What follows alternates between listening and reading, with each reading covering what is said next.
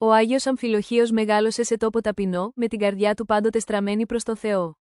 Από νεαρή ηλικία αγαπούσε την προσευχή και την ησυχία, ενώ βοηθούσε τους ανθρώπους γύρω του με πραότητα και κατανόηση.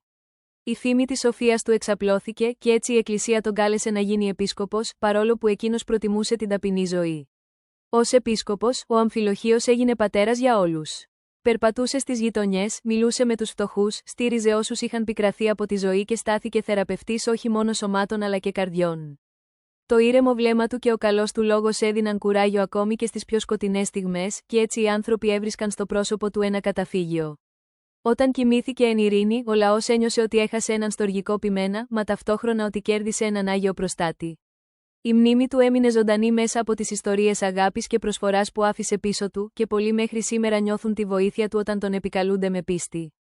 Έτσι, ο Άγιος Αμφιλοχίος συνεχίζει να φέγγει σαν λαμπρό παράδειγμα πραότητας και αληθινής χριστιανικής αγάπης.